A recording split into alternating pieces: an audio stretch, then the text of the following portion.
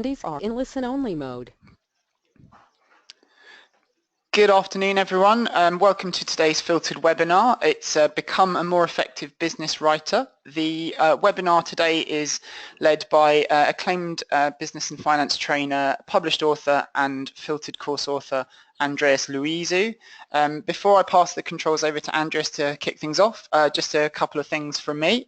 Firstly, if you're new to Filtered, we're an online training provider specialising in the use of adaptive technologies to personalise content, accelerate learning and reduce training time. Check out filtered.com to see our range of courses which can train your staff in key business and software skills. Follow us on Twitter with #FilteredWebinar to get updates, feedback, about webinars, and just send in your questions that you have. If you've got any questions for Andreas during the webinar, we're going to take a short break at the halfway point and also at the end of the session, so if you could just submit them via the question pane, that would be great. Obviously we'll try and get through as many as we can, but if we don't get to field your question, apologies, but do just drop us an email afterwards at hello@filtered.com and we'll obviously get back to you as quickly as we can with the answer. But that's pretty much everything from me, so without further ado, I'm going to hand you over to Andreas Loizou to get the webinar started. Andreas, over to you. Thanks a lot. Hello everybody, it's Andreas Loizou here. I'm going to talk you through what we're going to talk about in the next half hour. When you look at this list here, especially on the right, the items in bold are what you're going to learn. With business writing, one of the things about business writing books especially is they'll cover everything you do here in section 3. But the classic mistake that they make is they don't think that much about your readership. So we're going to start off by thinking about why are you writing to a reader or millions of readers? What is it that you want to change? And we'll look at a model called the reader response model, which predicts what sort of response you're going to get to your writing. Then we're going to talk about flow, ideal conditions that you can create for yourself, mentally and physically, that mean that your writing flows with ease and at speed. And the last thing we're going to look at is feedback. How can we use feedback in the most effective way? So these are the 4 areas I'm going to talk about in the next half hour or so. Let's start off then with why are you writing to someone? I suggest to certain writers, well to many writers when I run stand-up courses, that every time they embark on a substantial piece of work or even a small piece of work, that they write a little post-it and they put it by the desk and say, why am I writing? Communication is about change. You're writing to change something about that person. And we really fit this into 3 categories. You're changing what they think, what they feel, or what they do. Let me explain. With this awkward example, you've got someone in your team or someone in another department, he's been there for years and years and years, it's called Paolo, no one knows what he does. You've got a leaving due for him tonight, you've got no one that's agreed to turn up. Okay, so your ultimate aim is to get more people to come tonight to say goodbye to Paolo, but how can you change what the 240 recipients of your email are going to think, feel or do about this poor guy who's pretty much Billy No Mates at the moment? So let's think about this. 3 different emails we could write depending on the reader. So the first thing we can do is get people to think differently about Paolo. No one really knows who Paolo is, so it may be your job to say, look, this is what Paolo has been doing for us over the years. He's the guy that does X and Y and Z, those terribly boring reports that no one else wants to compile. He does them and we all benefit from them. We could also say, as well as stressing that he's a good guy and he's really helped us, if you turn up, there may be someone really interesting that you need to talk to, someone in a higher position, a client perhaps. Yeah, and the recipient starts to think differently about the event. How can they feel? Okay, classically now we get into guilt-tripping people. So you could just say, imagine that no one came to your own leaving do. How would you feel? And a certain percentage of people would say, yeah, oh, I'd hate that to happen. I'm going to come anyway. Almost like just not bad karma effect to me. Or a more positive way into this is to kind of downplay Paolo's leave and turn it into a group do. saying something like, wasn't it great the last time we went out and we did this and that and it was brilliant and everybody felt great. So they're going to change in those two ways, one slightly manipulative, one much more positive, what people feel. The last thing we can do is change how they act. Now, all right, what the action we want is for everyone to turn up, but what we can do is make them turn up a little bit earlier. We can do this by hinting or pointing out the benefits that will accrue to them for turning up. So look, who could leave work early? That's a really powerful phrase. Who could leave work a couple of hours early and help us with setting up the room? You're going to get buy-in from that and people there just because of that.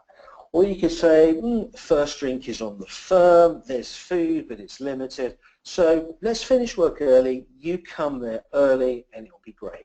Now you see, just with this one item, getting more people to power those leaving do, you've got different approaches. Now you may think, right, for a lot of people, I'm actually going to include a sentence that will trigger thinking, feeling, and doing changes in all of them. Well, you might be writing to one person, you think, what's the best way to get them to change? The overall point is, you know why you're communicating. If you don't know why you're communicating, stop. Okay? You're going to save loads of writing time and you're going to save loads and loads of reading time. Many an email you get or report you read, you think, actually, why has this been sent to me? I can't see the point of this. That's not what you want from your writing at all. So that's our first idea. Let's look at the reader response model. And the way into this is by looking at a simple triangle, the triangle is composed of three factors you need to show to your readers to get them to buy into your communication. So the first one is useful. I'm going to use the same book for these three examples. I bought a travel guide to Seville in Andalusia in the south of Spain. So something that is immediately of use to me is directions to the Tower of Gold, or where is the station, or where can I post something? Okay, useful means this is of immediate benefit to the reader now. Second factor is interesting. So you may have that travel guide to Seville, you're going to sit down opposite, you've been to see the tower, that was really interesting, sit down opposite the tower, grab a coffee, and you start to read about the tower. So where did the money come, for example, to build this tower? Now, interesting means the reader is interested, but she's not necessarily going to act on that information now. There's a big difference between interesting and useful. Useful means the reader is going to make a change, make a decision now. Interesting, they're filing that away. Now, you file away in two ways, really. You may clip an article out and keep it, or you may use online. You may say, I'll save that for later. I use Evernote or an Apple product to save it for later. We know it's going to come in handy sometime in the future. The last factor you can show is enjoyable. Okay, now in the travel guide, this is relatively easy. At the back of the travel guide, you always have those great chapters on, I know, Spanish food or Spanish culture, and here's one on art. So you'll sit down maybe even after your trip, reading this on the plane back, thinking, it's a great chapter on art. And it's really brilliantly researched, it's well written, I enjoy it. Now, in real life, you must show at least one of these factors to get readership. For even the greatest authors in the world, showing two of these, or even three of these, is extremely difficult. Now, the hardest thing for business writers is enjoyable. I'm not going to advocate that your business writing is full of colourful prose or it's full of jokes or anything that a novelist might use or a comedy writer might use. But enjoyable in business writing means it's clearly set out, there's a logic, you've cut out all the business jargon, you've made it as simple to read as possible. So think about Sunday papers. Let's start the old school Sunday papers with 10 different segments. Okay, something useful might be the cinema guide. So what time the film's on. Something interesting may be what are the reviews for those films. We're not going to go to see a film today on Sunday, but maybe see something on Wednesday. Enjoyable might be a really interesting article on, is this the best French director of all time? Best French film director of all time. Now compare the Sunday papers, which allow you to look for this, this, and this, with an advert for drain clearance. Okay, now I'm really bringing the tone down a little bit, but just imagine your drains are blocked. You don't care about finding this information. You don't want it enjoyable. What you just want is someone's name and number. So useful can be really, really punchy, and you'll still get readership if you do it right. Now, remember these three words as we go into this model. The reader response model is your prediction of whether the reader is going to read your work. At the bottom are the three words that we've already used. The top are three ideas that we haven't yet come across. Now these necessarily are very, very subjective. You have to gauge what you think the reader is thinking about you. Okay? There's no mathematical certainty with this model. It can only be an introduction. It can only be a guide. It can never be mathematically exact. So look at this one. What is the probability that the reader will read more than half your writing? Very low. Oh, well, what does that tell you? Write less. How hot are they? Now, hotness is something I discuss in the book, and a little bit on the online course as well. Is it's kind of shorthand for how receptive are they to your ideas. Someone at the beginning of the sales process may be very, very cold and unreceptive.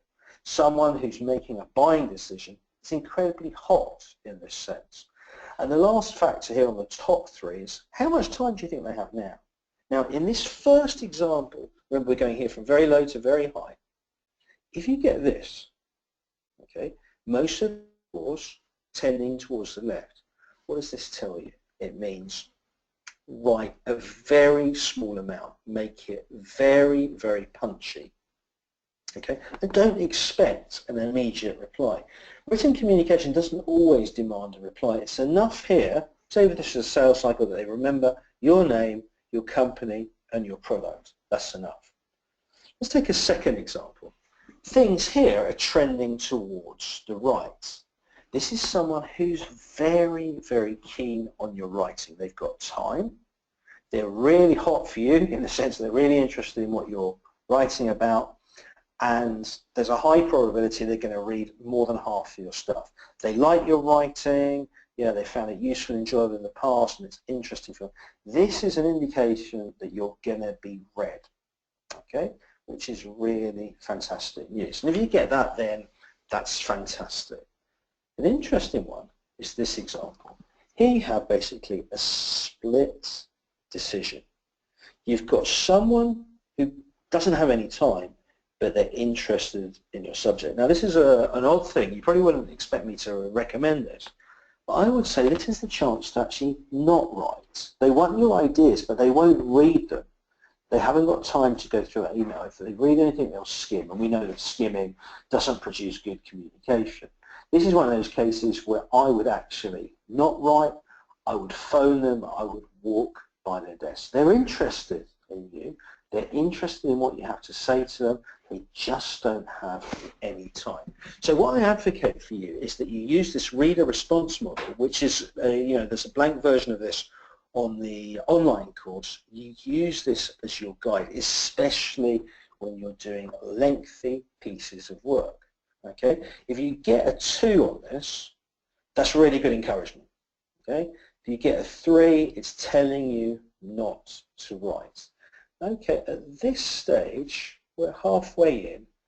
Are there any questions? I've got one that's come through to me. Any questions at your end? Unmuted. No questions at my end, Andreas, so fire away with the one at your end. I think what I'm going to do, because I'm aware that we're all pushed for time, is that I'll carry on and certainly do my question at the end. Just a second.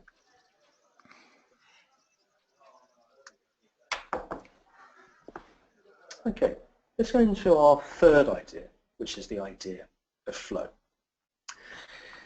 When we're stressed with our writing, or when we're very demotivated by our writing, we produce terrible work and we become basically terrible people. One of the things when I work as a consultant to writers is I work with this graph. On this axis here, we have the degree of challenge. This is the difficulty that the work presents to the writer. Here, down here, down here, there's no challenge whatsoever. Here, it's hugely difficult. On this axis here, we've got the degree of writing ability. And again, this is largely subjective if it's you, the writer. If you're managing writers, this is something you need to think about when you're allocating projects. So let's have a look at Miriam. Miriam finds the work highly challenging and she has low writing ability. What's going to happen to her? She's going to get burnt out. She's going to get frustrated and angry, and she's not going to produce good quality writing because it's too much of a stretch for Miriam. So look at Nadine. Now Nadine has lots of writing ability, but the challenge is very, very low. Nadine's going to be bored by this. She's going to become bored. Yeah, unhappy writers are extremely difficult people to manage and to work with. In this case with Nadine, she's just not going to be pushed by this challenge. It's routine. This is something she's done again and again and again. She has complete mastery. Whereas Miriam over here, whenever we get something that's new and challenging, we can perhaps, sometimes we overstate to ourselves how difficult it is. And that's why she's feeling bad. Neither of these two people are happy because they're away from the flow line. Now, the idea of flow comes originally from sport. Sports psychologists investigated this, and it's been taken by many different people and then applied to business and to the creative arts as well. And basically what it says, when you're in this flow channel, the degree of challenge is just right for your ability, whatever the task is. In fact, it's slightly beyond your ability, about 25% of the time. Why? Because we do like to feel that we're being pushed. What we don't like to feel is that we're being stretched continually beyond our reasonable ability. So what you're looking for is to get your challenge and your ability to basically plot round about here. Now, if you just started work or just started a writer, you're looking for small, easy tasks. If you've been writing for a long time, you're looking for more challenging, more technically complex pieces of work. What you need to do is get yourself onto this line, like Olivia has done. Now, so far, so good, and so theoretical. What can you actually do if you're here and you're stressed by your writer? Well, you ask for help. Okay? Writers are not always the greatest of communicators, but you need to, verbal communicators especially, they've got a tendency to sort of bunker down and stick with it and try and push themselves through it. Don't do that. Ask for help. Ask for help from the management in clarifying the task, and ask for help for colleagues or even a mentor. Other practical steps that you can take here if you're in this high stress area with, the danger of burnout is high here, is chunk down the task. Instead of seeing it as a huge report, think of it as 12 big chapters. Instead of seeing it as 12 big chapters, think of each chapter as 10 medium-sized paragraphs. Okay? Instead of seeing the paragraph as a threat, see it as 3 sentences. Chunking it down will always make this easier. If you're here though, what can you do? You ask for harder tasks. You look for tougher deadlines, things that are going to stretch you. And also what you could do, if you're feeling altruistic towards your fellow man, is you can offer help to this person. It may be a stretch if you're a writer here to have soft skills like teamwork and influencing. Put them to use. Do an online course with Filtered. Put them to use and help this person. Now, there are other ideas that we cover in the book, that we cover on the online course that will help you find flow. These ideas are very important. These are, when is the best time to write? Where is the best time for you to write? What's your attitude towards noise? The time of day has an influence as well. But you can follow all of these on the course. Okay. What you're looking for, don't be the 1 or the 2 here, be in position 3. Okay? Our last, and I think most challenging area is about feedback. Now let me tell you why we don't like giving feedback. It's the first thing is, it's going to take us time to do, if someone gives a report and says, have a quick look at this, your heart sinks every time because it's going to be loads of work. You also know that you run the risk of upsetting your friends. If you're honest with them, say, this didn't work, they may say, oh yeah, you're right, but there's a little bit of you that's worried that they're going to be upset. Here, this is something from work hierarchy. I remember I started work at my first graduate job was with PwC. I was an English grad working with lots and lots of heavily numerical mathematical people. So I tended to do all the writing. And I remember, I would work with quite senior partners, one of whom made the same mistake again and again as I was editing his reports. Now, I couldn't give this senior partner, board director, as a 23 or 24-year-old, I couldn't go up to him and say, look, I think you're getting the, I'm sorry, mate, you're getting the apostrophe in the wrong place every time. Around, and in those days, just sacked me on the spot. So work hierarchy stops us, especially when we're moving up the ladder, a big way up the ladder, from offering feedback. And another thing we feel, this is an emotion, is that we lack sufficient knowledge of the subject to give feedback. Now, let's look at these. Okay, time. Yeah, it's going to take time, but you can get that time back by getting similar feedback from the person you're helping. Upset friends, well, we know there are soft skills that will help this relationship, and we'll discuss these a little bit. Work hierarchy, I think that's the trickiest thing. You've got to be careful. Don't lose your temper and say to your managing director, your CEO, they're doing things incorrectly. Okay? Maybe leave an anonymous post there if you don't want to fight there. Sufficient knowledge is interesting. Remember, what they're asking for is not your opinion on the content. What they're asking for is your opinion on how they express the content. So in a way, unless they're specifically saying, is this right, they're not after your technical expertise. They should have more than enough of that. What they want is you as a reader to read this. Now if you think about this, lacking sufficient knowledge and upsetting your friends, think about these two together.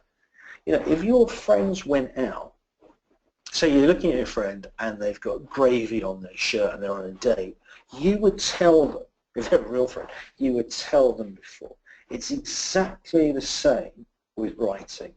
If they've made a terrible clanger, if they've said something that isn't clear, if they said the opposite of what they mean, it's your duty as a friend to tell. That should override any potential embarrassment or kind of conflict you feel with them. Now, 4 categories of feedback. I go into feedback in quite a lot of depth towards the end of the course. Be careful. There are 2 types of feedback that must be avoided. The first one is complimentary. This is when someone writes back to you and says, hey, this was amazing, don't change a thing. They're lying, okay?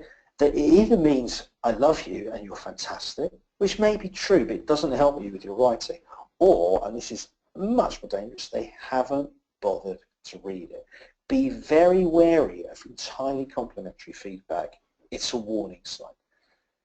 The second one is when people come back and the whole thing is, change this, change that, this is rubbish, this is terrible. Basically, what they're saying is, I don't like you, and I don't like myself, especially today. It may just be they're a difficult person, okay? Or just on that one day, they're having a really, really terrible time. If someone says you have to change all of it, this is much more about them than it is about your writing. If possible, if you don't have to deal with this person, don't deal with them. Deal with the people who give you suggestive and advisory feedback. Okay? Now, suggestive feedback is slightly more longer term than advisory. It's where people say to you, you're really good with this sort of construction, or you're using this in the wrong way. At the moment, it's okay, it's good enough, get it out, but you can make it better next time by having less passives, less Latin words, for example, more direct language, different spacing, different font works. Advisory is the most important type of short-term feedback. It's when people say, look, send it out now, there's a mistake here, change it, it's good, the whole thing is good, but it's not yet good enough. Now, when you get feedback, there is always an emotional response. You wouldn't be a human being if you didn't respond to feedback. What you have to do is stop just for a second and think, what category do I put this feedback in? And then you'll be able to make the most use out of what you've got. I'm basically going to finish off with, I'm going to be honest with you, I do a lot of writing and I always ask for feedback, but it never changes. The whole process for me never changes. And I wonder as you listen to this, if this chimes with you in any way. What I do, when I get a big load of feedback, the first thing I do is I scan through it, I flip through it very quickly, basically see what is the size and the detail of the feedback. And I always get an emotional response, and it may be, they've not given me enough, or they've given me too much, or they're trying to make my report their own one, or they didn't like it. You've got to deal with, you've got to recognise that emotional response. And then what I tend to do is take a break. I'll do something else for 20 minutes, get back to the feedback, and before I do anything, I say thank you, because I know they've put their heart into it. It's taken them time, they've had to work on it. So I say mentally, I say thanks a lot. But also just send them a little email that says, look, thanks a lot, I'm going to look at this tomorrow. And then I jump in, I dive in. And immediately I get a negative response, which is about me, because I see loads of really simple, easy things I've missed. And what I do is I get some easy wins. So if sentences are sloppy, or punctuation is poor, spelling is wrong, get these minor improvements in, because you really feel like you're getting lots of easy wins. At this time also you begin to notice that sometimes the feedback you get isn't to be worked on. That's great, accept that. And then what I do is I kind of draw a mental line after loads of improvements, and I go to the big things. And these are the things you need to think about, need to work on. Someone says, you need a whole chapter here, or this chapter needs to be changed. And it's big stuff. It's not just I've got a comma in the wrong place.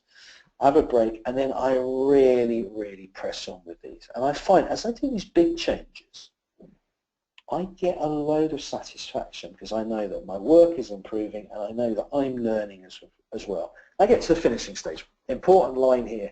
Check your changes. Always check your changes before you send them out. What I tend to do now, or what I always do really, is I say thank you to the person, and that's it, it's done. I can do something else. It's not been huge emotional experience. It could have been largely because I'm aware of what it is. Okay? I would say that's it. Alan, do you want to take over for a second? Yeah, why not? Well, should we do questions now, Andreas? I've got one from my end that I think is quite a poignant question, and that is, Sure. Do you have any tips for a writer that's approaching a new topic that you know little about? And I think this is kind of relevant to the flow element of the presentation. Yeah, very much a very good question. Okay, what I tend to think about is when you're writing, especially something from scratch you don't know about, you need basically different types of brain. Okay, researching a new topic in a completely new area needs a different brain for someone who's editing a report. And I think what I normally advise people is to kind of draw a line between their research and their reports. What you often see is people start writing reports before they've done enough research. And they use the report as their, almost like a record of their research document. And you always get this sense when you read it through afterwards that they're just finding these things out along the way. A far better approach is to separate these two aspects, the researching and the writing. A good piece of software does this brilliantly, actually, is Scrivener. It lets you kind of really put a boundary between your research and your writing. and just think, right, research is a separate mental activity. I regard it as different from writing, even though it feeds into it. And make sure in your mind, and I think it's really about the allocation of time. Say you had a month to do this. I would spend a week researching and then start writing. Remember though, your research doesn't end just because you've written the title or the first line of the report. You can still be researching as you go along, and that's fine. That means you're open to new evidence or to new data, completely new ideas. You interview many different people. That's great. But you need the bulk of your research up front. And that's all I'm going to say on that topic. Okay, fantastic. One more quick question. And this is going back to the feedback section of the presentation. When you come across someone, let's say for example you have a senior team member, so maybe the person that's directly above you, but you're getting the sort of the destructive feedback, but it's still something you have to work with on a daily basis. Is there anything you can do to combat that? It's a really tricky thing because obviously you've got a personal business relationship, but also you've got the need to, you're going to put your name to a piece of writing. Now, you have to be kind of gutsy about this, but you can be gutsy in a slightly sly way. You can say to someone else, can I get feedback on my writing before I get feedback from boss A? And let boss A know, either indirectly or directly, that someone else is looking at your work before boss A gets the work. That, in my experience, will always change bosses A's view. Because actually then, if they're attacking you rather than your work, they're attacking someone else, and they'll probably, especially if this is a relationship that's broken down into bullying, they will feel less confident about that. Now, in the course and in the book, I talk a lot about how you can, what I call a feedback buddy, which is someone who is not part of your close network. It's someone at work, they're not at the same level of you, or necessarily in the same department, they're certainly not a boss. There's someone that you can speak to on a regular basis and say, look, I've written this, can you have a look? 10 minutes, I'll do the same for you. It works on reciprocity, it works on sharing time. And what's great about this is that as you get more used to giving feedback and receiving feedback from the same person, the whole process speeds up and the quality of the feedback is so much better. So be careful who you ask for feedback from. Be aware that someone above you may always have kind of like, almost like a headmaster, headmistress gene that they want to see coming out. Okay. I think I'm going to end it there. Okay, not a problem. Well, Andreas, thank you for that, and just obviously it was a great webinar, and I'll just go through a few little bits of final housekeeping. Okay. So before we leave, just wanted to let you know, as you can see on the screen, that if you enjoyed the webinar from Andreas, you should definitely check out his latest book, Smack My Pitch Up. It's available with Amazon and other retailers. It will teach you the tools and techniques to improve the quality of your speed of writing, learn how to attract readers, and once they're in your thrall, to turn them into loyal followers. Also, if you're looking to improve the writing skills within your team, you can check out our course, the business writing course on filtered.com. There's tangible tools and techniques to improve your team's writing, whether it's a 2-line email or a 200-page report. The quality, focus and speed of your written communications will increase. If you've got any questions about the webinar itself, please do get in touch with us at hello@filtered.com. We'll also we've recorded the session, so you'll be able to access the recording probably tomorrow at http://learn.filtered.com/webinars. We'll also be sending out the slides from the webinar in an email, which should go out about an hour after the webinar's finished. But that's pretty much everything from me. Remember, as you can see on the screen, to check out all of our upcoming webinars on the website.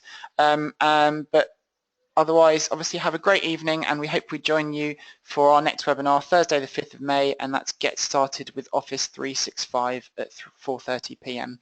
So, as I said, thanks for joining us, and have a great evening. Take care.